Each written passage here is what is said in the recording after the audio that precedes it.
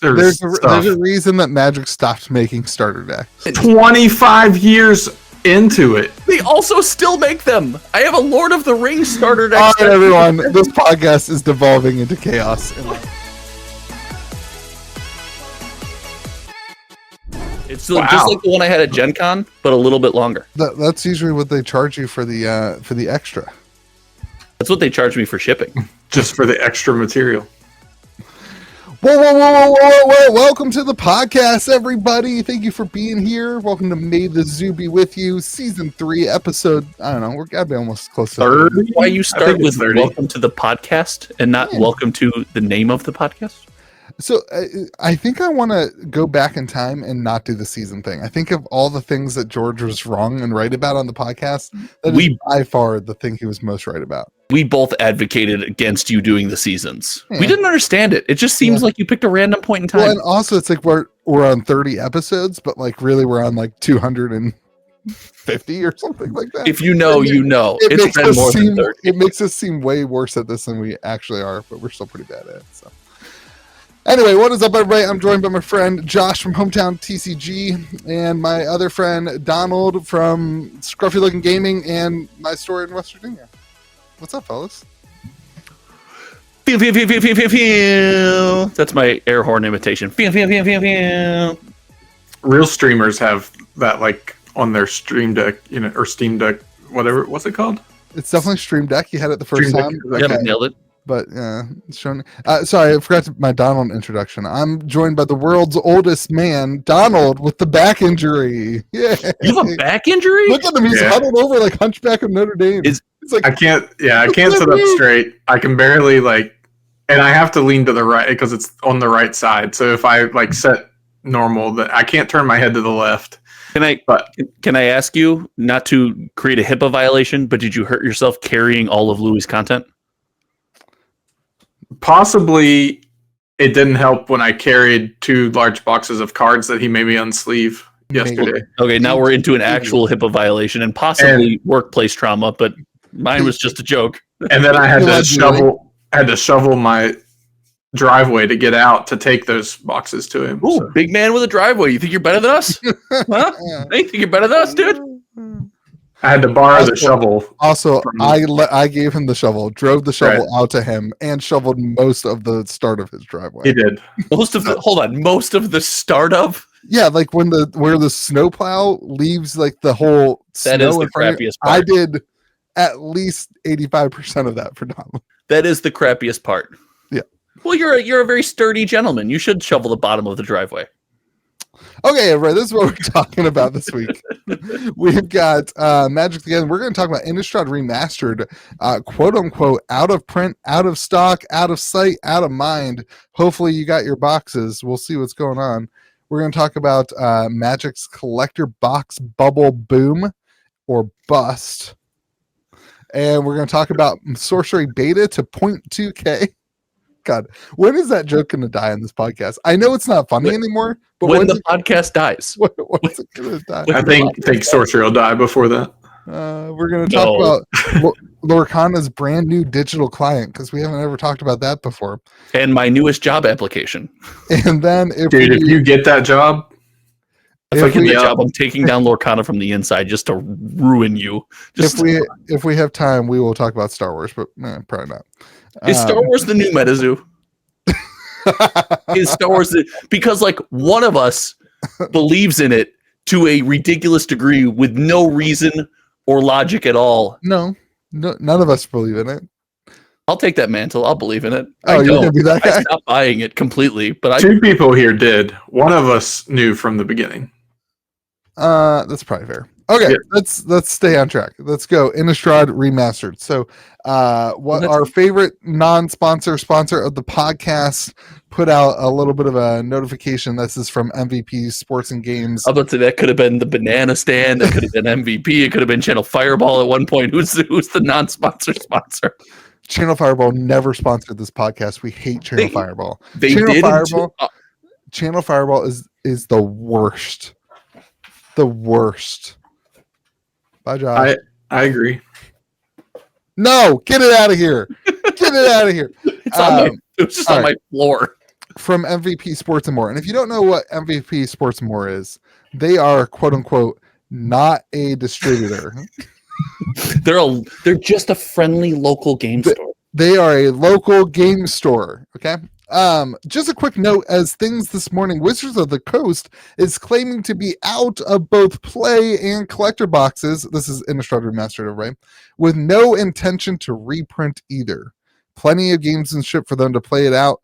But this type of blunt claim this early is pretty rare. Yeah. So it goes on to say maybe it's bigger suppliers just trying to move product, but it's pretty wild to say something's out of print before it's even made it to shelves. So let's go this way. First and foremost, is this? Do you think this is true? Is Innistrad Remastered going to be out of print? And then let's talk about should this be the thing. Let's go first. Do we think Innistrad Remastered is going to be Outlaws like of Thunder Remastered? Is this going to be like it comes out, boom, there's your product, you're done? No, they're worried about the set doing well, so they're trying to generate some sort of some sort of hype around it. Just like when their accidental whole sheets leaked from the printers on sets, that Wizards of the Coast had nothing to do with that stuff getting leaked. It's all conspiracy. Okay. That's an opinion. There's the Eeyore opinion. All right. So now you know what you need to know. Let's move on. So you think it's a conspiracy that they're just trying to pump the set? Conspiracy might be the wrong word. I think it's more ineptitude. I'd be like, Rudy's trying to pump the set. I'd be okay with that. I'm okay with the idea that Rudy's got a sale going on, so Rudy's like, hey, Innistrad Remastered out of print. I'm okay with the idea that MVP Sports and Games was like, oh crap, I got too many play boxes. Yeah. I don't know if I'm okay with Wizards being like, hey, this is out of print. That being said, and I want to make it clear, MVP Sports and Games definitely said this, but allegedly Wizards of the Coast said it. So we don't actually, this wasn't like Wizards of the Coast putting out an X. I hate that Twitter name. They're changing their name X. It's so stupid. It's just Twitter. Why do you don't have to say it? It's just Twitter. They could have put out a tweet that was like, play boosters, they should pump, but they didn't do that. Can you imagine you log into your Twitter account and you see on the official Wizards of the Coast site, hey, play boosters, they should pump. No, it's Mark Rosewater. This set is out of print. You should hurry up and stock up on them because we have an event coming out in 6 months for that set. That would be like another game company doing that. Don't make me go get the box. I don't want to go get the box. It's across the room.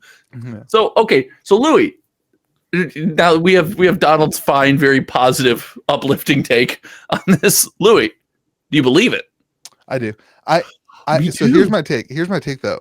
I believe it, but it doesn't matter. I believe that Dominaria Remastered was also a one print and done, at the time, was it set booster or play booster, whatever it was. Draft booster. It's probably a draft booster and a collector booster. Yeah, I believe that Ravnica Remastered was probably a one wave and print and done thing. I think it's more likely Ravnica was than Dominaria. Dominaria was still at the tail end of the print everything to infinity, and they were coming off Time Spiral Remastered being the last remastered set. I got so much Dominaria Remastered. That was like my first big. No, was that before or after Brothers of War? It was after. Yeah, so I didn't learn my lesson with Brothers of War. I think maybe orders were due before I learned my lesson, and I put in for like thinking I was going to get allocated on set box or draft boxes, and got all 120 draft boxes of Dominaria Remastered. You think you're getting allocated on boxes? Let me tell you about this set called Wilds of Eldraine. Yeah. So I think that this is probably more a less supply issue and more like hey, just so you guys know, we're not planning on this being available in a year at distro. Yep. You know what I mean? Which is, frankly, let's move to the second topic of it. I think that's the way it should be. Like, this is a reprint set. It's nothing like it's on a major amount of work for Wizards of the Coast.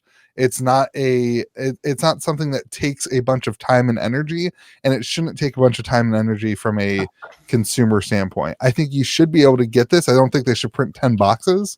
I don't think this should be like a Fallout level collector box thing where it's like, hey, here's your 6 boxes, store, good luck. Like, I think like this needs to be supply needs to be substantial, but like I don't think stores need to be able to reorder this in a year.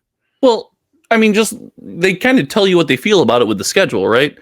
It releases technically on the 24th because there's no pre-release unless you're WPN Premium, right? Yeah. So jerks. Shout out Min-Max, baby. So if there's no pre-release, like Aether Drift comes out 3 weeks later. Aether Drift is out on the 14th, so the release is what, the 7th? Yeah, or the pre-release? Pre-release is the 14th. Oh, it's pre-release. Okay. Yeah. So, but they kind of tell you like, hey, this is not meant to. I remember thinking, man, that's going to interfere with Valentine's Day. And then I was like, oh, wait. It won't. It's not going to be that big. Wow. That's what I do for every year for Valentine's Day. It's called profiling. I like to Friday Night Magic. That's our romantic outing. What are all the guys at the shop going to do? Oh, wait. Yeah. They'll be all right. Oh, I was going self-burn. Wow, you went outward with it. Yeah. So where do the remastered sets really shine, right? It's in the limited play experience. It's in like reliving that. It's in getting together and having some of that nostalgia and that old school fun. You don't need that to be heavily printed. You don't need to be out for a long time to do that. Yeah. Also, there's like basically nothing they can put in the set to make people want to open the packs. No, listen, you're not opening these packs for value. I did a whole conversation on this. You're definitely not opening these packs for value, but there is a lot of really fun, like interactions and cards to play around with in this set. The collector boxes, I think, will have a lot of value in it because people, dude, the biggest thing I've gotten wrong in the last 4 years of owning a card store is that the shiny era would go away. People just want shiny cardboard. That's all they want. They don't like why is a revised dual land the same price as one of these 30-cent regular cards that's shiny now? And it makes no sense to me. I still don't get it. We were just advocating for more shiny variants in Lorcana. Were we? Yeah. We just I'm not sure that we were. I think we were. I don't think that was a we thing. I think it was. It was definitely a me thing. That makes sense. I don't want more variants in Lorcana. I want better variants. Like I want the enchanteds to look cooler. I don't want more different variants. So we said you got to get more than there's got to be another level of hit between one every case. The one hit a case doesn't work. We had this conversation. You need another level of hit there. Yeah, because one per case, it doesn't touch your casual audience in the same way. So with this set being that play experience, this doesn't concern me. And collector boxes were always, or at least for the last year and a half now, have been under a more controlled print. I mean, Ravnica Remastered was a wildly short printed collector box. And it didn't instantly poof and skyrocket to the moon because, you know, the adage goes, this set truly isn't for everyone. This is a fan service for fun set. Yeah. Interesting. The collector boxes. You see that there's only one serialized card. It's just the Edgar Markov. Just the Edgar. That's super interesting. That card's going to be $1,000 easy. Nah. That card's going to be one of 500. It's going to be $1,000. No, it's not. $1,000. No, it's not. All right, let's gamble. Let's do it, baby. $1,000.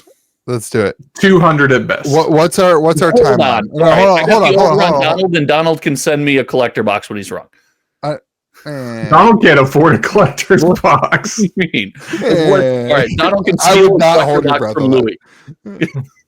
$200, buddy. Okay, yeah. Let's put a timeline. I'm not talking about day one. Whoa. When the first person that opens it and throws it on eBay for an absurd price, and I'm not talking about that. 2 months out. What's this card worth? $1,000. $200. You're insane. You're insane. I think $1,000 might be on the low end. You could tell me a story where it's $1,200 to $1,500. Of 500. It's of 500, and there's only one. There's 500 serialized cards in this set. That's it. I don't think that changes the fact. I hate being Switzerland, but like I'm definitely going with 500 here. All right, can we all agree? I'm gonna go. Donald, at least you're fun. I'm fun. I'm gonna go Well, you're 700. no fun. I'm gonna go 700. I think Josh is more right, but Wait, you just split it exactly in the middle. That's not true. From my 1200 high end take and Donald's 200, you took the exact middle line. I'm more 700. I don't think. I don't know. Like this isn't that special. And a 500 isn't that rare. I'm surprised they didn't make this 250. There are Brothers War serialized cards that have always been $1,000 that you can't get for less than $1,000. But you always say this. This was the first serialized set. Edgar Markov is like it's a commander card. I guess this could be, and it gets to be your commander. It's on display. This could be $1,000 card. No, it will be. Come on over. Look, it's nice and warm over here, buddy. I'm on Josh's side. Nice and comfy. I'm kind of disappointed. $100? I'm kind of disappointed they didn't do more unique art serialized, like the movie poster being unique art serialized. One serialized card is kind of weird. The movie poster art is terrible. No one wants that. Well, that's not true. The first part was an opinion. The second part was a statement and was not a true statement. That's actually, I think I just saw a Reddit post where people were talking about how excited they were for it. Now I want you to be right because I don't like them, Donald. Yeah, but people like them. Yeah. We don't like them, you and me, but we're just wrong. I'd rather play with the cereal box cards. Secret What a wild era. Those cards make me highly upset, and I would rather play with that than that stupid movie poster card. People like these. No. Yes, they awful. do. I mean, I'm sure someone does, but I want everybody to understand I'm also on the team that doesn't like them, but I'm not on the team that other people don't like them. Oh, you mean no? Yeah, me neither. Other people definitely like them. They're definitely the best selling variant, other than maybe Retro Frame, which is Retro Frame is sweet. I'll take that all day. It's still so funny to me that we all hate the regular frame, and we wish they would just go back to the Retro Frame. The Retro Frame's played out now. They do it too much. They play too much. I don't know, man. Retro Frame foils are like the best looking cards in the game. But they just do them too much. It feels like every set there's Retro Frame foils. Yeah, because they know how to sell things. The Retro Frame foils aren't I don't know if they're the driving factor for sales. Otherwise, this set would pump because there'd be Retro Frame foils. Oh, I think Retro Frame foils sell boxes.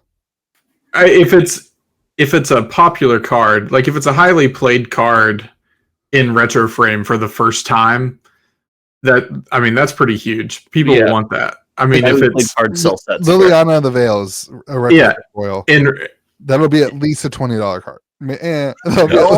Go higher. Do it. Be triple the price of a Liliana. That'll be at least a $17 card. That's good. There you go. That's probably better. God, for those who don't know the lore of this podcast, what a wild time. That card came out and just crashed. Oh boy. This will be an interesting one. I think with the play booster thing, I think they're doing that right. I think they don't want to burn stores. I think that's good. And they're committing to getting the print runs lined up, and they've been doing good. They did good in 2025 or 2024, and looks like 2025 is off to that start.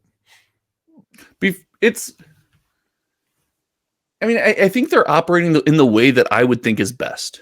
Your standard sets, your standard releases that have to be in a format that nobody plays, but hey, it's doing way better this year than I ever thought it would be. So every set now. You can't say standard sets anymore because they're all standard sets. Buddy, there will be a commander set in 2025. You think that's what the special set is? Somebody left a comment last week.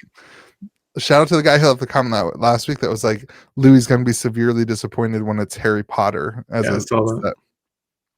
So I gotta say, I don't think I would be disappointed with Harry Potter. I think we already had Harry Potter. It was Strixhaven. I agree with Donald. I agree with Josh. I also agree with me that my wife would be absolutely ecstatic about it and would start playing Commander. So mine too. But what I was saying is they're doing it the right way. Your standard sets, there's no reason to like short print or out of print the play boxes, and they seem readily and widely available and on shelves. And for stuff like this, more off-kilter fan servicey sets, there's no reason to print a ton of it. You just don't have to. Yeah.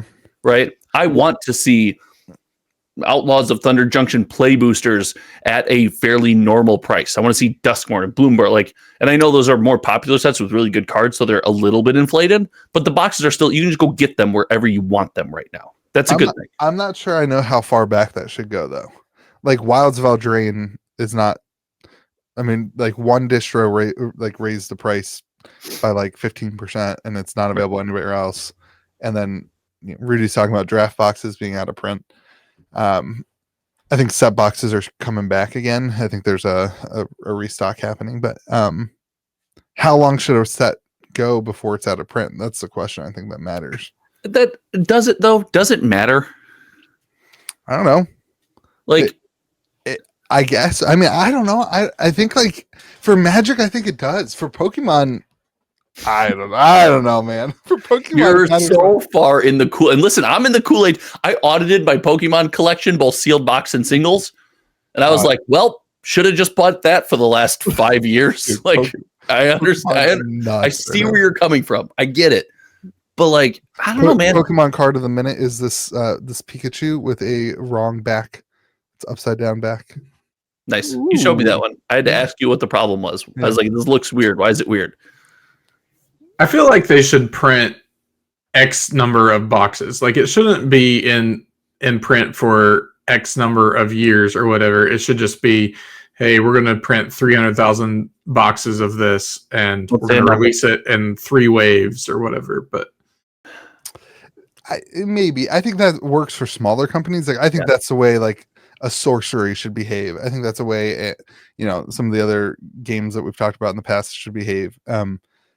Because you can't scale, like you can't. But Magic, if you the thing that nobody really talks about is if you overprint Magic, if you overprint Pokemon, it doesn't kill the game. It just slows down the market by like 3 months.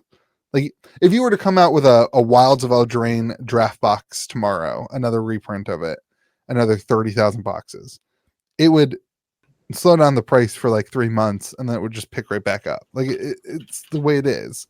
So I think they should be looking at like the whole of the release calendar and making sure that product is like available for a certain timeline. I don't know where, like, Wilds, like, I don't know, it's been available. Like, you've certainly had time to buy it. I'm not saying it needs to be available for 3 years, but it seems like that one's the closest one, in my opinion, right now.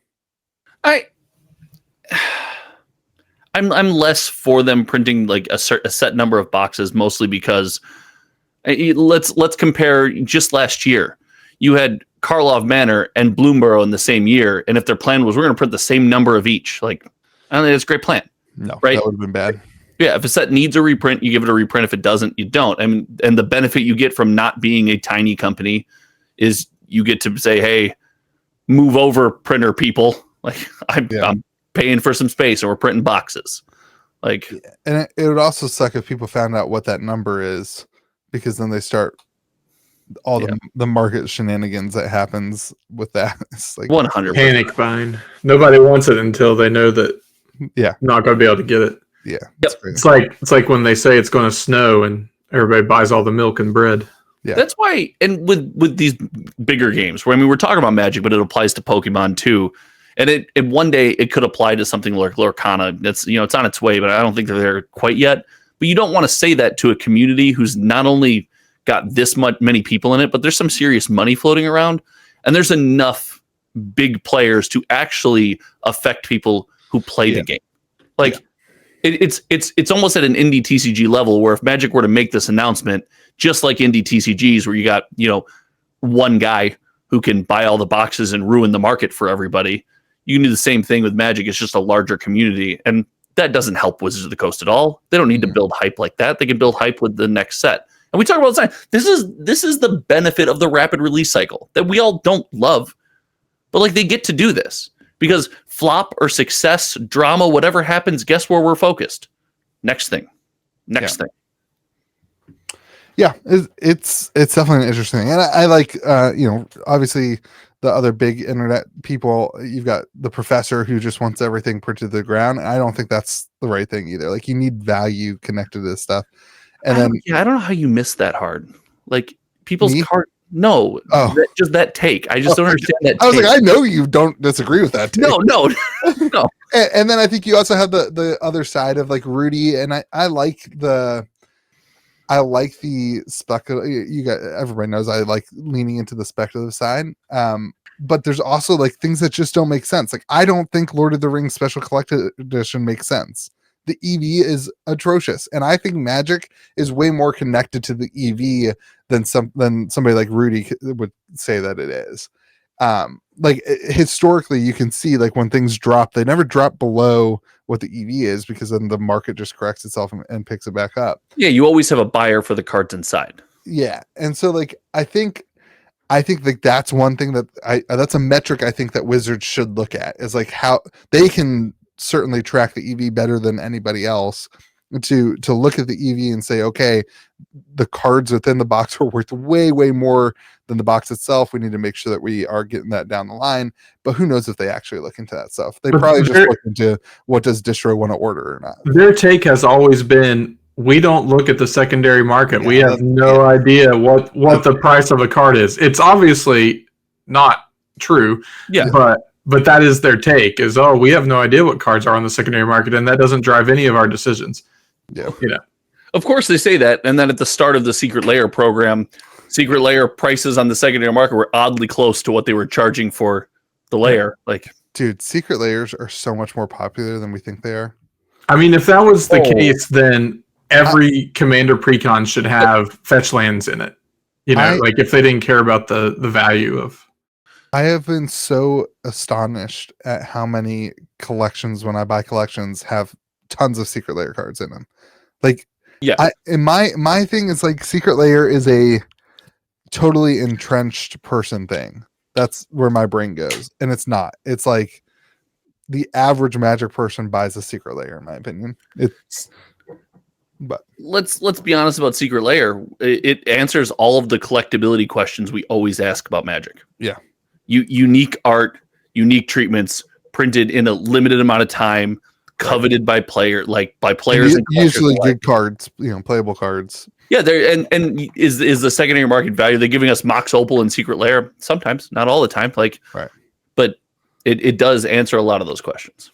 I only ever bought the ones that had like cards that I had a strong affinity for in a treatment that I liked. Those were like, if I wanted to bling out a deck with a cool card, like that was, and like the only Secret Lair I've ever cared about, and the only one I never got to buy was the Seb McKinnon one. I couldn't afford it at the time, but I lived my dream at MagicCon Chicago and found it at one of the vendors, so I now own it. But let's go. Yeah. But like you just said the Magic phrase, right?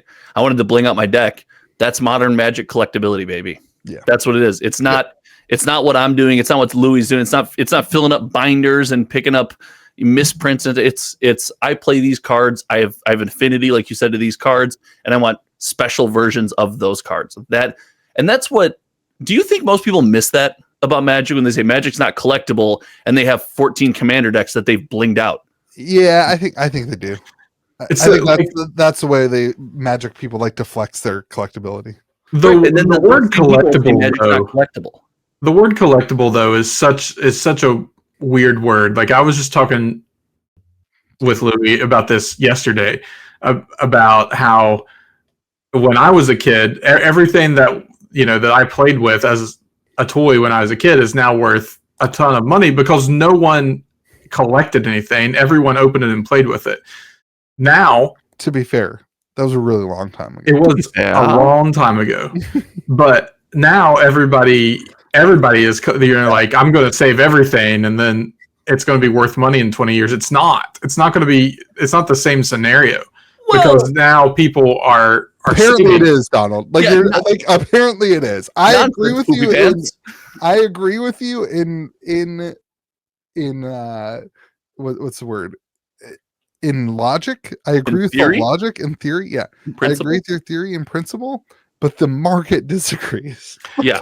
Yeah, I don't know. I mean, look at like a box of regular Innistrad, like that was $600 for a box, but there's no value in it. Like, Right, but shouldn't that be on the line of like things that should have appreciated and they just don't because there's flashier variants of everything now? Like, had Wizards never doubled down on this like massive reprint thing and had that has changed things. I mean, that has changed. Like, we went from one extreme to the other. We went from nothing's ever reprinted to now everything is reprinted, right, in a very short time. It like killed the value of everything. Yeah. But like even non-popular or products that we would think are less than popular have appreciated in value like slightly.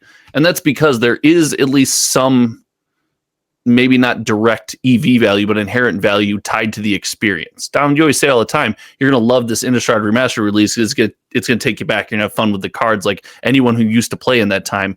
Well, that draft booster box represents more than just how much the cards inside cost. It represents that experience again. It represents that sealed experience. It represents that opening experience. And like you said, everything you played with as a kid is now wildly expensive, partially because of availability, but also partially because there's a connection there. There's a connection to that moment, those times. And I think whether we have a ton of them sealed or not, there will always be some kind of appreciation there because of that connection. There will be. It just won't be to the extent of what, like if I had my Ninja Turtle action figures still in the boxes instead of, G.I. Joe blowing them up with firecrackers and stuff, then I could retire now. But that's an experience. What a childhood. Right. That's an experience right there. Blowing them up with firecrackers. Whew. Yeah. I still have them too. You must have been pretty bad at blowing things up. Yeah. They're like missing. It's like Toy Story where they're all like put back together with different parts from other. It's just the island of horrific toys. Yeah. Toy Story makes an awful lot of references on this podcast. It's because it's the greatest movie ever. What's the IP? Is IP the right word? No. Yeah, sure. But that belongs to Pokemon. So, according to Time Magazine. Okay, let's talk about Magic collector boxes because everything is supposedly pumping. It's not really supposedly. All right, fact check without looking, Josh. Oh. Okay, without looking. What is the cheapest full collector booster box on the market? Streets of New Capenna. Oh, are you right? No, you're wrong. You're wrong. It's right What is there. it? Donald, you want to take a guess? Kamigawa. No, it is an Innistrad Midnight Hunt. Wait, that's cheaper now? Huh? That's awesome. It's on $135, followed closely by Crimson Vow, followed closely by New Capenna. Now, I did not include our favorite set, March of the Machine, The Aftermath, which is... That doesn't count. That does not count. That doesn't count. You're right. Real set. That one. I thought that was interesting. I just bought one of those. I drove by a game store and they had one on a table for $100 and it was like a clearance item, an Innistrad Midnight Hunt collector booster box. And I was like, well, I'm buying this for fun. I thought you were talking about the March of the Machine. No. Aftermath. Oh gosh, no. I'm like, Josh. They had their entire stock on the table for $100. And I said, no, thank you. What a bad era for Magic. Yeah. I mean, listen, there was a lot of product made and there's a lot of product sold on Amazon. But then we're starting to see some upticks in things that like haven't moved in quite a bit. Donald, you picked pretty poorly. Kamigawa Neon Dynasty, a set that was like $200 to $230 for a very long time, now sitting at like $290 to almost $300. Some pretty big kind of sudden swing and uptick. What is the, and then sorry, I should go to the super high end that we've already kind of mentioned a couple times, but Fallout and Lord of the Rings Special Collector Edition. Fallout, I had bought like 3 boxes in a collection a couple months ago, and like I think the market price was like $685. So I put them up on my website. I put them up for $700. They sat there forever. Last night, all of a sudden, 3 of them sold. 3 different boom. I looked and there were $950 on TCG Player. It was $200 too cheap. See that? Yes. You got to head over to. You gotta get some better employees or something. But like Lord of the Rings sitting at $1,400, which is an entire case of Duskmourn, an entire case of Zendikar Rising collector boxes, which have fetch lands in them. Yeah, that's crazy. Yeah, I think The Zendikar Rising collector booster boxes are fun to open too. I think Zendikar Rising collector boxes might actually be a play. That's crazy that they're that low. I love you, buddy. I love you. Our takes right now. I did a video on cheap magic products, and that was my my big finish. Was it? I was like, can you believe these boxes are this price? That might be a play. Wilds of Eldraine finally cracking $250, which I think that's like almost $100 cheaper than they were on release. Is that whole enchantment cycle in the collectors that they put in the Enchanting Tales, dude? Yeah, that should drive prices. I'm sorry, sure. I said Wilds of Eldraine. What I meant to say was Throne of Eldraine. Oh no, Throne of Eldraine is lagging behind. Yeah, Wilds of Eldraine I think is significant. Yeah, Wilds of Eldraine is almost $350. Is it still? I thought it was down into the 280s. It's up to 350. 350. Bloomburrow up past the 300, I believe. This is 330 for Bloomburrow came up fast because Bloomburrow also has those what is it? Raised foil? What do they call those? The gilded. Well, they weren't called gilded, but they were like. Don't say gilded foils. I had a ton of Bloomburrow and a ton of MH3 listed on Black Friday, and none of it sold, and I'm very happy. Yeah. Modern Horizon 3 back up to $400. So the whole market's pumping. What do you guys think is the catalyst here for collector boxes in particular just raising in price? The phrase collector box means something to people. The Magic news cycle, again, we talked about this. We're forgetting about things all the time. We don't live in the past as much as maybe we should for our own health. But for the last year and a half now, the name collector box has actually meant pretty decent value. Like it's meant these things aren't going to come out and sell on Amazon for $100. Shout out to me who bought 2 cases of Streets of New Capenna at $100 a box. Those things are $140. Anyone interested in 40% gains? Anyone interested in that? Oh, nobody? Okay, I'll keep going. I really think that that's meaningful. Knowing you're going to buy a collector item and it's going to be at least kind of regulated as a print run's concerned and be holding some kind of value, it's like, okay, I feel way more comfortable buying this thing. I just think things get low enough. Like you have a ceiling of when it gets to a certain price, then I'm comfortable buying it. And then as things fall, then people start to buy them up, and that causes them to go up more. To me, though, it's a weird time for things like that to pump. Like right after Christmas is a very notoriously, everyone's poor time. So it's a very strange time for that. Like taxes aren't here yet, so what people. Oh baby, what's gonna happen in tax season, baby? The whole Pokemon a bubble thing probably not gonna be a case. Yeah, if it's pumping now, it's really gonna pump here in a couple months. So I think both of those things are pretty accurate. My gut though was that this is more to do with price memory. The idea that collector boxes are more expensive now. You're starting to see these very expensive, low print run, expensive collector boxes that have MSRP back, and Wizards is collector boxes $370. And so then you start looking at the other stuff, and you're like, oh, $200. Well, I was just about to spend $370 on a Foundations collector box. I could spend $200 on this one. That's what I was saying, but I think you said it better. That's what I was trying to say. Can I ask you then, with play booster boxes coming out and the MH3 being $240 and regular play boosters being pretty stable at $130 MH3 play boosters are $200. No, it's probably $220 to $230, but that's after taxes, if I had to guess. But dang, that's crazy. With that being the case, why is a Zendikar Rising draft box, for example, still $99?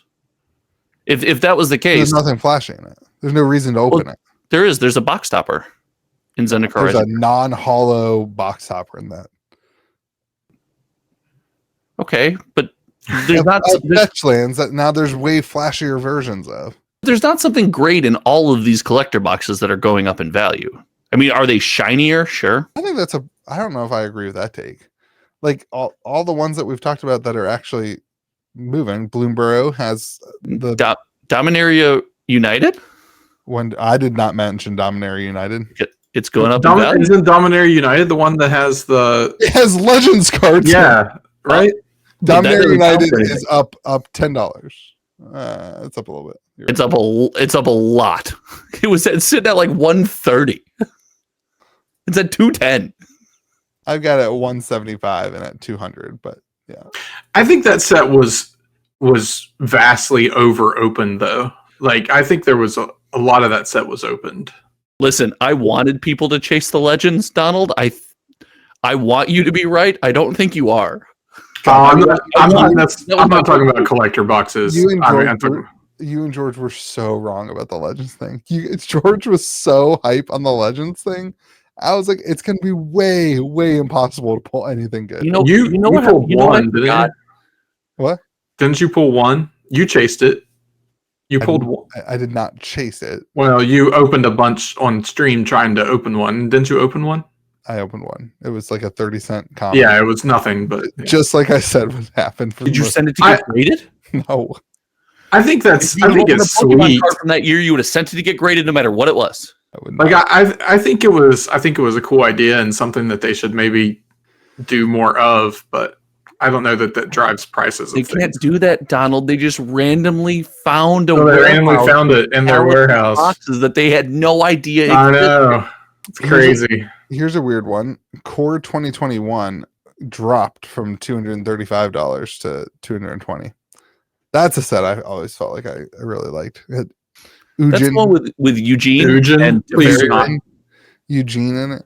Yeah, Eugene and Ugin. I guess that price isn't very accurate though. I don't understand TCG players. Wait, what are you talking about? It says market price is $230, but the lowest. You got to look at the green one underneath. That's the actual sale listing. The little green price. Yeah, $290. Yeah, I was about to say. I'm looking at it right now, my friend, and because it pulls up all these sales that are probably. Oh, there's only one sale at $280. So yeah, but there's also no. Maybe we just missed that one. There's also none listed for less. Yeah. God, anyway. Kaldheim is $200. That set was garbage. That set was fun. In the Kaldheim collector box that's carried it back up to $200. Nothing.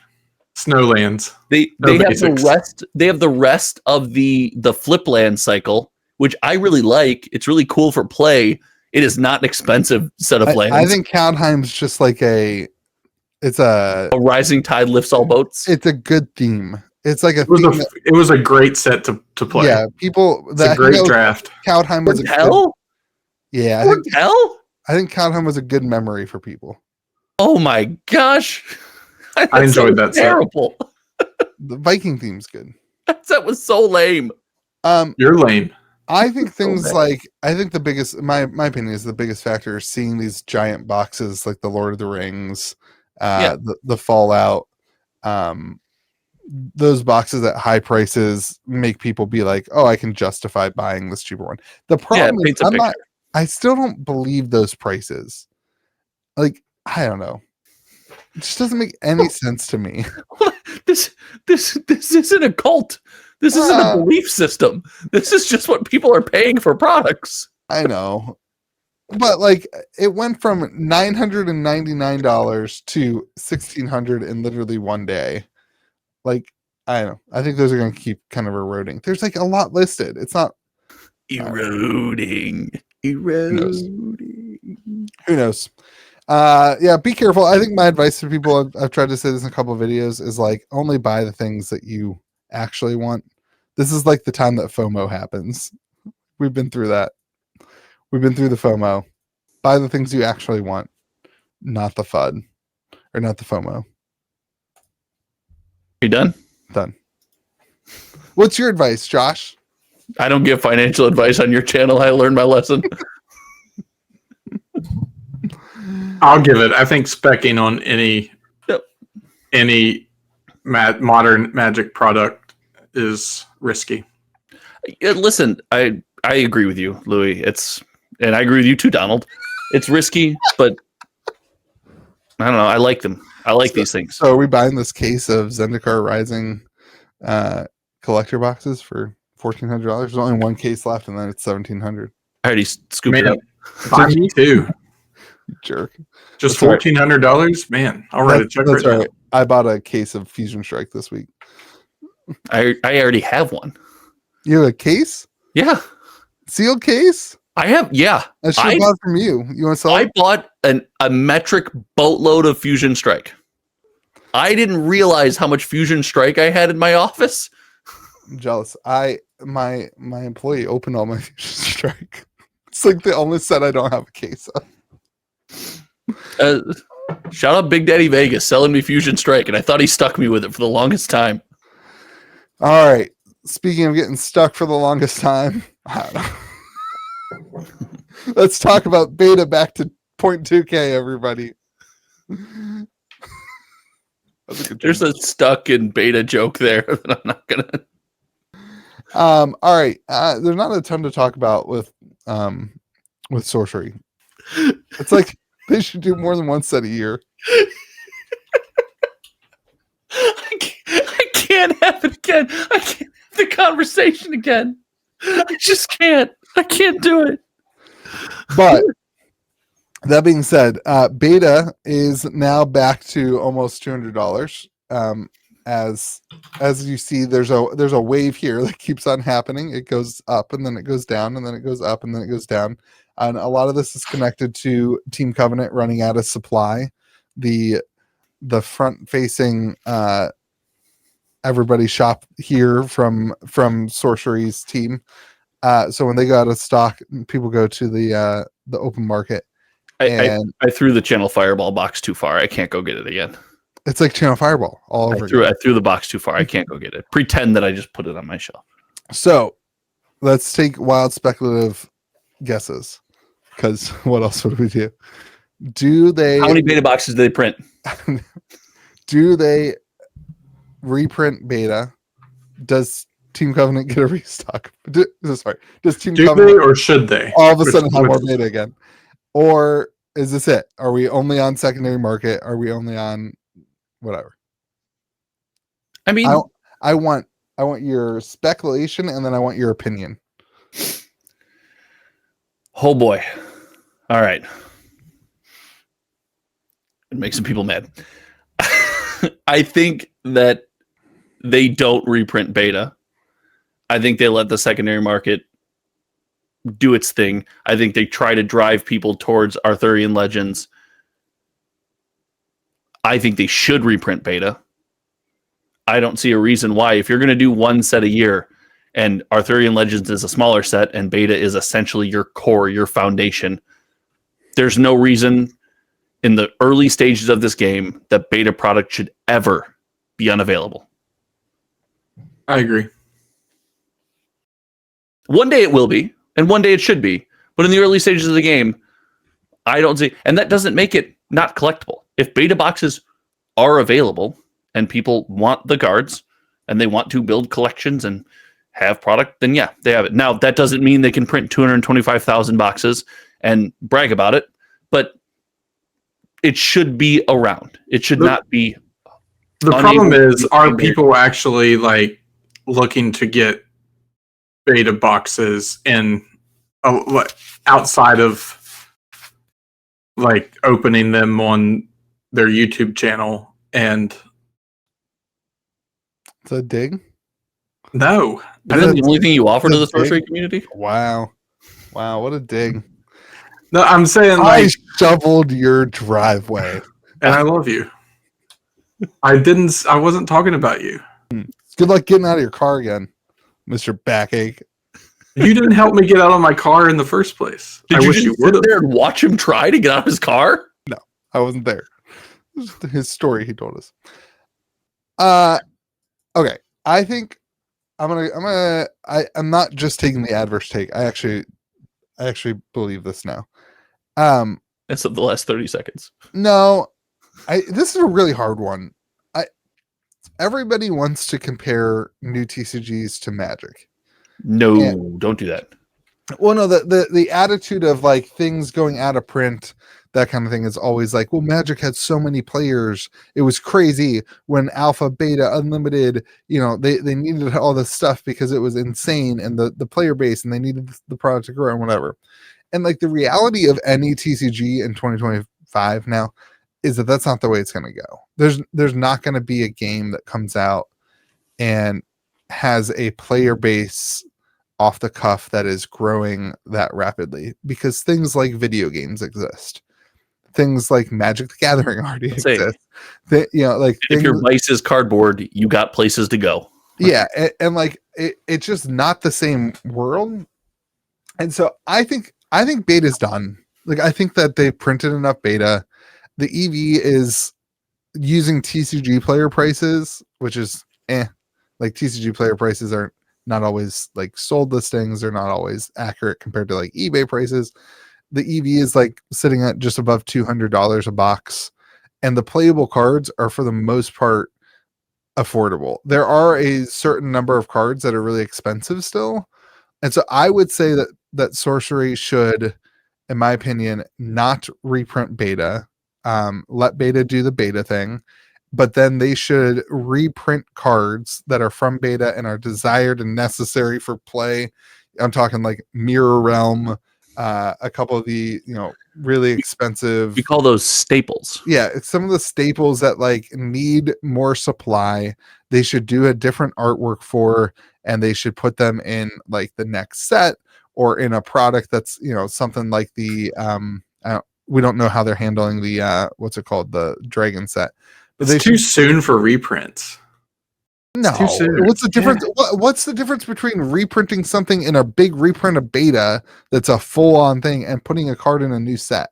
What's the difference between that? Because it takes up a slot in a new set. So what? They have slots in the sets. Yeah, if you increase it, we're telling them we want more cards within the boxes. We're not. You are. No, I am too. Yeah, if you're gonna do one set a year, it's got to be a big old wide set. Yeah. Here's what. Okay, let's say set 3 comes out in 2027, and I like how you skipped a year for effect. That makes me giggle. And it brings in. Throw the fun button up. Nope, I like it. Set 3 comes out and it doubles the player base. So now you have 20 more people that need the product. All right. Well, now you're just being a-hole. Really, seriously. So when the next set comes out, you get an influx of new players. They need those beta cards to play the game. Like that's when beta should be like in a reprint. Like if you get an influx of new players coming into the game who need the cards to play. That was one of the things that Magic had such an issue with for the longest time, was the entry point into formats like Modern was so unobtainable for the general public because the cards were so expensive. You couldn't get into Modern without spending $1,000 on a deck. And yeah, but Sorcery decks aren't $1,000. And also, Donald, no, but they will be if you get a bunch of people. Let's go Magic Christmas Land. There's a lot of people that come into the game. They want to play. The demand for those singles goes up. So decks start to get unreasonable at that point. So I think and this is something I miss about these games a lot. And the only reason I'm catching is because I would say the same thing, but I'm so often wrong. It's people don't play Sorcery like you and I play most TCGs. The beauty of Sorcery is that, like, hey, if you want to play in a Modern event, you're going to try to get a good deck. You're going to make sure your mana base is tight. And yeah, maybe you play slightly suboptimal, but your deck's going to be pretty expensive.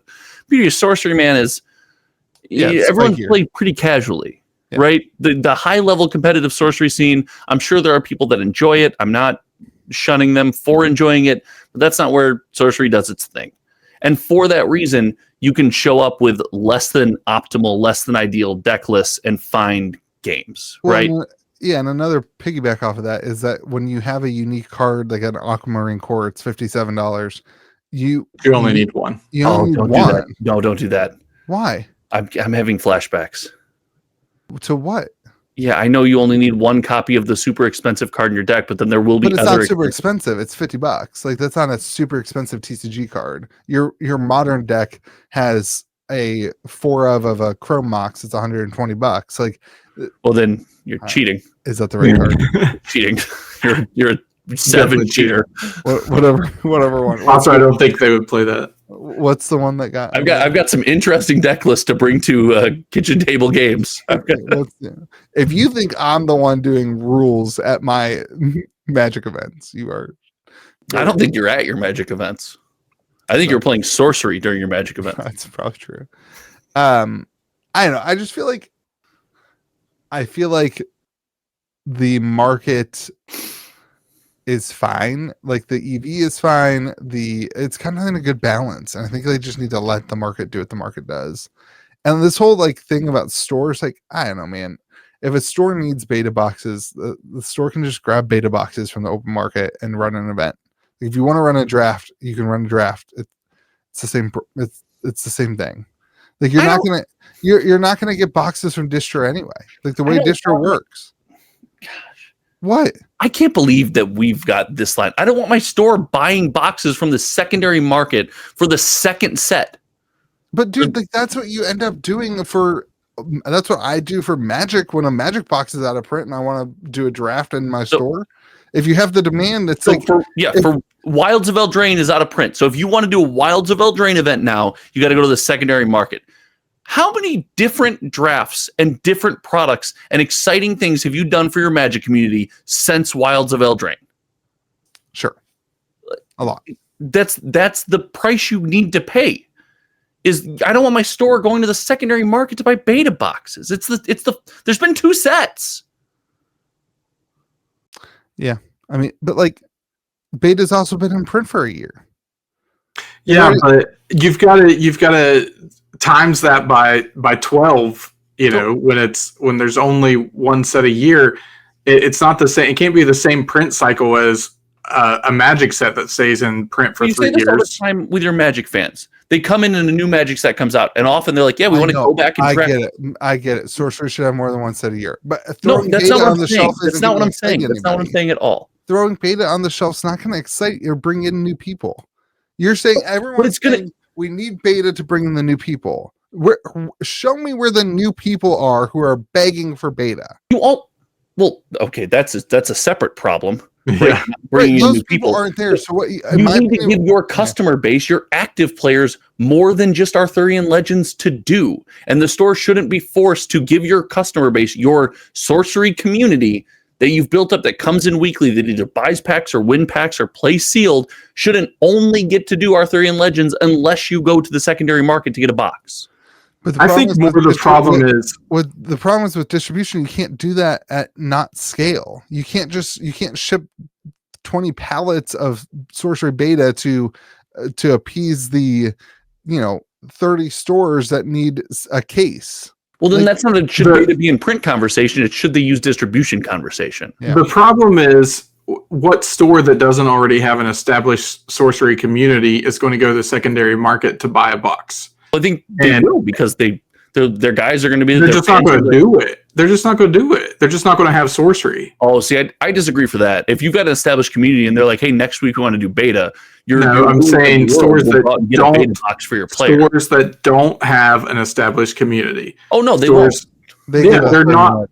They buy Arthurian Legends, which is available at distro, and they buy Arthurian Legend. You try to build off that. Yeah, and then once you realize that you don't have all these cards you need, then Well, but you can play just like every other new TCG. You can play limited, right? Like you can, you have a limited experience. You're talking about TCGs like the internet doesn't exist. Like when somebody comes into my store to play Commander and I don't have the single that they need for their deck, they go to TCG Player and they buy the single, and I don't get my panties in a wad about it. Like that's just the way that the industry is. You do a little bit. Like you throw Arthurian Legends on the shelf and you build a community, and then they go and they buy the cards they need from TCG Player, and they're part of the bigger system. And then when set 3 comes out, they have the game store they need to buy to do the cards. But my point is this summer, when your sorcery players are in there and they're like, hey, we've been playing Arthurian Legends for 7 months. We were all talking about that time we played beta and this happened. Can we do a beta draft next week? I don't think you should have to go as a store owner to the secondary market for one set ago to get that box. So I should just always be able to buy that box from distribution. No. It was the set before this. It's the most recent set. But that's not the way that distribution works, because if you have that box sitting in a warehouse at distro is going to be. Then you got to solve the distribution problem. You got to deliver the product to the game store differently. That shouldn't be up to Sorcery to solve. Like a tiny indie TCG shouldn't be the people who are solving the distribution system. Don't you have to do that when you try to break the mold? When you try to say TCGs are delivering a large number of products annually with several variants and trying to constantly be in the focus of attention. That is the modern model of the TCG. And you say, I'm going to break the model because I think there's value there. I think there's a community service by breaking the model. You have to solve the problems that come with breaking the model. See, you and I have an inherent difference on why they break the model. You're saying that they're breaking the model, saying that the model is wrong. I'm saying they break the model because they don't have the staffing and the capabilities to do more than one set a year. It's not a, you're acting like the one set a year is an intentional feature, not a, like, I guess, a flaw of what they're trying to do, which is create a beautiful, amazing TCG that is like time consuming to create. It is a feature though. Like they actively advocate for the fact that it is a feature. No, the community actively activate so that.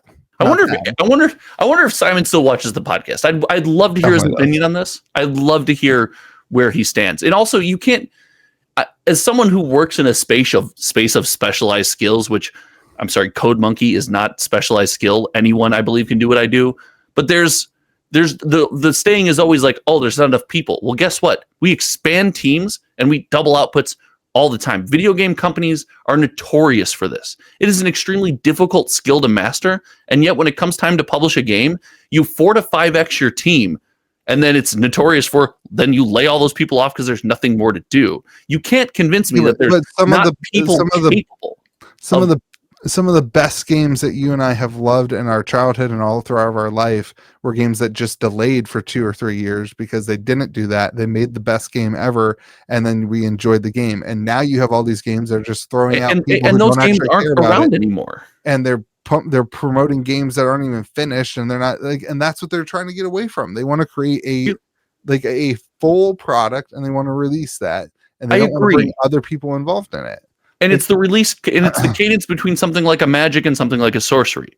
What you can't convince me that Sorcery couldn't expand its team to provide a more frequent experience. I am unconvinced that the human talent does not exist to do that. Yeah. Okay. I don't want to get back into Sorcery should be printing more than one set a year. We talk about this every. You just dropped a bomb on me that it was a physical incapability.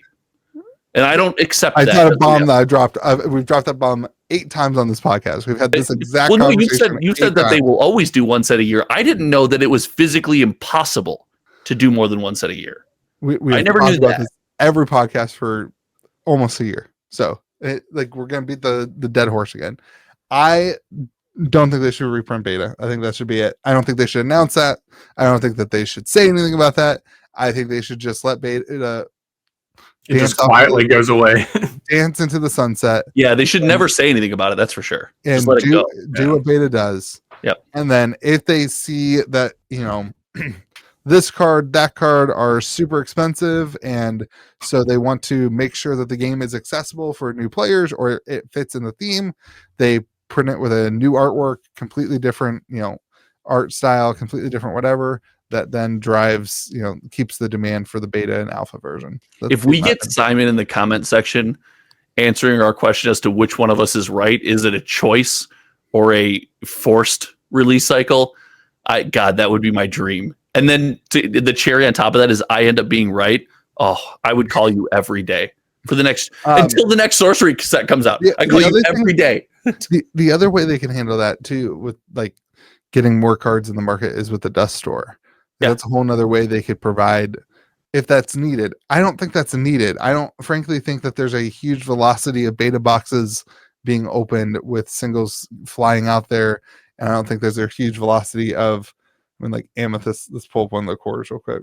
No, it doesn't need to be a ton. I'd like the stores to be able to get beta. I'd like this dust store to remain like special, the alt art off kilter things. I thought they would do more at the dust store. They haven't. Like they kind of missed the boat with Arthurian Legends dust rewards. If you're an Arthurian Legends starter, if you started the game with Arthurian Legends, you've had no use of the dust store yet. Wait, really? Yeah. They have stuff in the dust store that you could buy, but there's no like Arthurian Legends, unless I missed that. Like Arthurian Legends specific items, you mean? I guess that's actually more Aquamarine Core. That's one sold per day on TCG Play. That's actually pretty good. It's pretty good. I don't think they've added anything to the dust store. I really like it as like a promo delivery system, as like a off kilter, almost like Secret Lair, but instead of Secret Lair, just like, hey, are you first in line? It's no, like you're rewarded for being engaged, playing, buying boxes. I like that. Yeah. They haven't added. What if the dragon set only comes out in the dust store? Ooh, that's cool. Oh, that's a spicy idea. Then it's an actual Secret Lair. It's Sorcery's first Secret Lair. That's a spicy idea. Dust codes go through the roof. Yeah, that's true. 100%. Then boxes will skyrocket. I got a stack of dust codes over there. I'm ready for it, baby. Can you cash them in and add them to your account? I've never visited it to try. Yeah, but I have a lot of dust. Plenty. A lot of dust. Donald, next time you're there, just swipe that box. All right. Beta to 0.2K. All right, Lorcana. Donald, take it away, buddy. So the big news is Ravensburger's job posting for a what do they call executive producer to direct the development of digital games. Why does it have to be so complicated? So it why can't they just be like, hey, we need a guy to make a game designer? Yeah, but the with a heavy focus on game designer with a heavy focus on TCG content, both mobile and non. And then can I make an observation? Sure. I feel like an executive producer for a video game in Seattle, Washington needs to make more than $150,000 a year. Really? I think that's pretty good. I mean, I guess I don't. What do you think the video game's going to be? I mean, like an executive producer making a video game in West Virginia making $150,000 would be pretty good. Seattle's an expensive place. Your 150K doesn't go the same distance. Well, they also have, if you read it, they have a moving stipend, a relocation stipend. Donald's like really looked into this thing. He's like ready to apply. I hope you applied. Why not? I'm nowhere near qualified for that, my friend. Oh, I'm not qualified either, and yet here I am employed. Not only is that the price, Monday to Friday, weekends as needed. Yeah. Oh, oh my gosh, this is your guys' first foray into corporate America, isn't it? This is standard language. I work an actual job. I don't. This is all standard language. I'm basically unemployed. You're fun employed. Yeah. I don't know how much fun I'm having anymore. Passion for TCGs and an affinity for Disney. They really want this person to be good. So why don't they just hire the guy that made the thing? I think he should apply for sure. I mean, I think even if, and maybe they do, maybe but you still have to post it like legally. It still has to be posted, but it could be a formality. I don't know. I don't know if they've had discussions with him or not over that, but they would, in my opinion, they'd be dumb not to at least have a conversation with him when he's already done a lot of the legwork.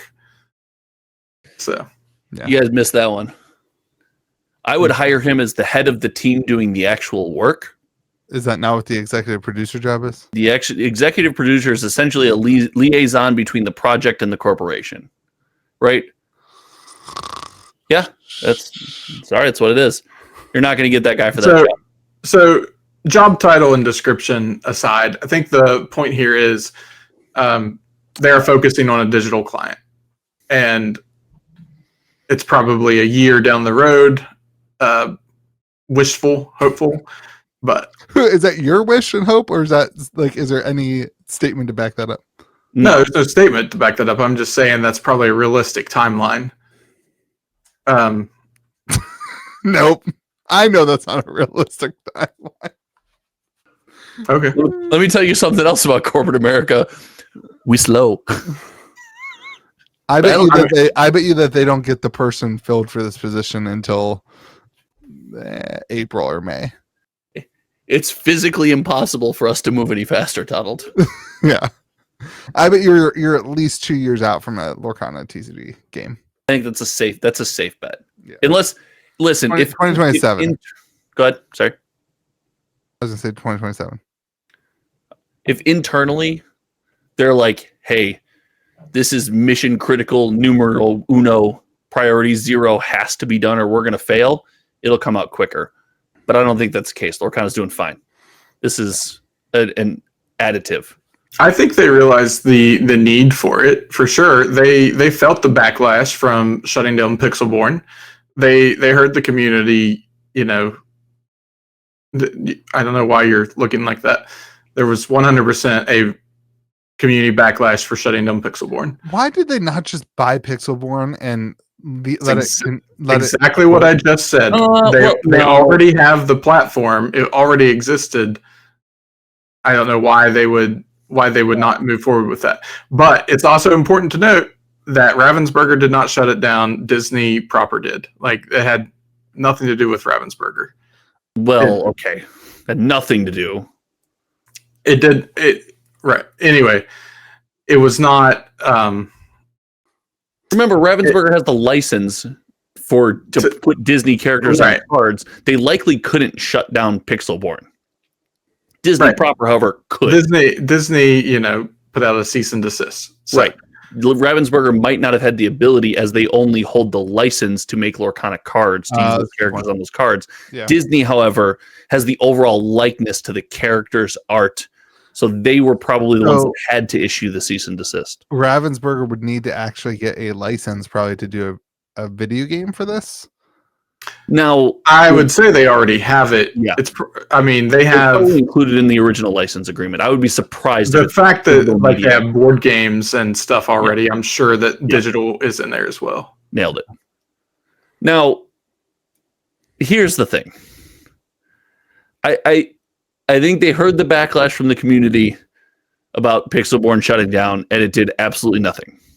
People didn't stop. Lorcana hype didn't die. I'm not saying it did. I'm saying that I'm not saying it did, but it definitely, put a sour taste in people's mouths. Not mine. I didn't care one way or another. I was mad about it. Yeah, you've never played a game of Lorcana in your life. I'm an advocate for freedom. If somebody wants to make a game online and not make any money off of it and share in the fun of life, I feel like they should have the right to do that. I think Disney's a disgusting company. Bob Iger feels differently. Yeah. Than you do. Apparently. I think he signed the order himself. I think he went to the guy's house. They have to do that because otherwise then people can make let's not get into it. That doesn't mean that I'm not salty about it. I can choose to be salty about whatever I want to be salty about. Oh, we know. We're in season 3. I don't think that they're kind of dying. Can I ask that? It's not dying. It's not on a rocket ship trajectory. It is the one TCG that is not pumping with the wave. Well, one of two, I guess. He's just mad that we dumped on sorcery, and now he wants something else. He wants something else. If I was mad at me off so much. if I was, I'm the only if one I that was wants mad more at Josh sorcery. dunking on sorcery, I want to come back to the podcast every week. I know that we're gonna get dunked on sorcery. I just feel like the hype for Lorcana is way down. It is. I feel like anybody who was really interested in the collectability of Lorcana is kind of back into Pokemon, and Well, that's 100% a factor, right? the They share an First audience. chapter is collectible. After that, it first chapter doesn't is really matter. $350 a box right now. Well, hold on. If that's the case, Donald, if Real you nice. truly believe that, if what you just said is fact, sorcery's in trouble, or Lorcana's in trouble. Now you got me saying sorcery's in trouble. I'm the only one who wants more sorcery in this goddamn podcast. Lorcana's in trouble if the only thing collectible is. I didn't say it was the only thing collectible. I said it. Hold on. Well, Wait, what? you definitely did. If everybody double taps the left side of their screen about twice, it'll back up, and you can hear Donald say exactly what he said he didn't say. But First chapter. you can rewrite history. If you want. That makes him an official member of May the Zoo Be With You. Donald, you're official. We've all done it. Okay, welcome, Donald. George is teaching this week, everybody. If you care about that, he's teaching Harvard. Donald how to make tapes. He's at Harvard teaching people how to run actual businesses. He's an actual Harvard professor, right? Isn't that it? Yeah, for a week. No, that's the one thing you can't say. I'm not a Harvard professor. I'm not a Harvard professor. I'm not a Harvard professor. Sorry, Donald. Go ahead. Tell us why. I can. Okay. Tell us why first chapter is the only collectible. You can flip. You can. First chapter is definitely collectible. It's the first set. People care about first sets. All that stuff. It makes it more collectible than the other sets. It doesn't like. That's always going to people care more about Alpha Magic than they care about anything else. I mean, it's a first set. That's the way things work. Lord of the Rings Special Edition. It's the second one. Yeah, they probably care about their kids too, their family, wives. Sorry, go on. I'm not sorry. This is how we operate, buddy. Donald, I think the problem with Lorcana is they need to cut a set. And you've said that every week. So your same take about Louis, your same take about not wanting to talk about this again. Me and Donald want to talk about this. You don't even know how many sets there are a year. There's 4. Nailed it. Yeah, not there. Yeah, not 5. Like you guys said when I wasn't here. No, I've always said 4. I know it's 4. Let me go back and I'll get that screen stuff. You know, it's the worst product ever made. The Lorcana starter deck. What? Yeah, nobody wants that product anymore.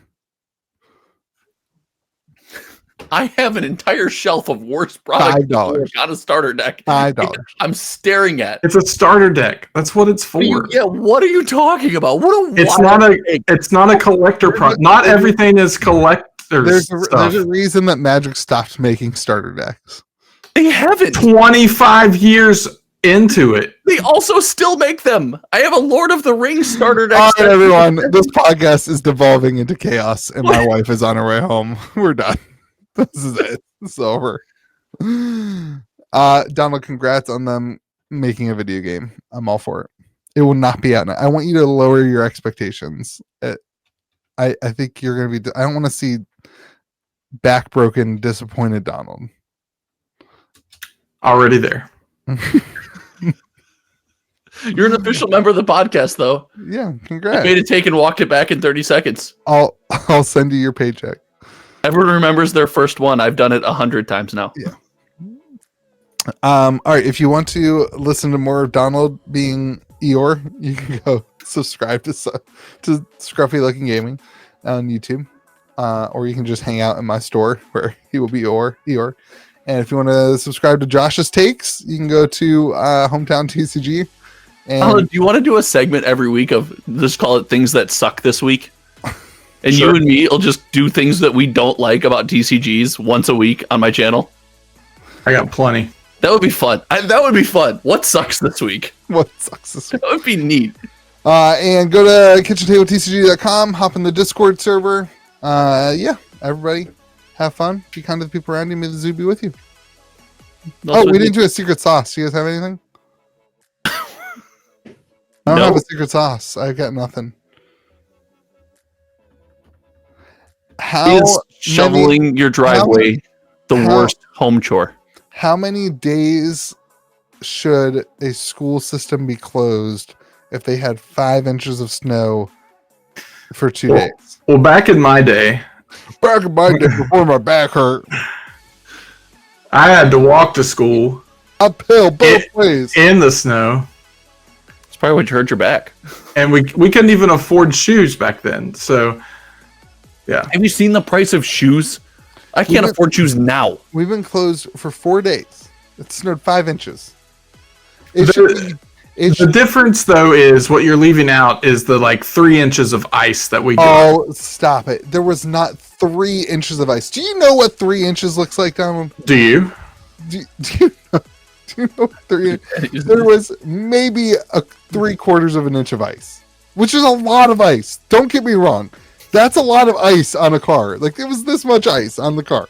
But, like, it wasn't 3 inches. This just in, what we think Louis thinks is a lot. All right, 3 inches. That's be kind of ice is the big deal. Maybe this ice is is with big. you. And hopefully your kids go back to school soon. I just can't have them at home anymore. Go learn. Yeah, that's what the Go learn. Go learn, please. that's what the real thing is here. Was I hiding what the real thing was? Was that not blatantly obvious? Please take my kids back. Go get educated. It's the problem is it was right after they had no school for all of the holidays. Yeah. They haven't been in school for almost 4 weeks. They have no clue what to do. They're like, "Ah." That's too long. Well, that's also too long to be out of school for kids. That's just too long. Yeah. You have an in. Send them to Harvard. They can get a business class in up there. I could homeschool. Goodbye, everybody.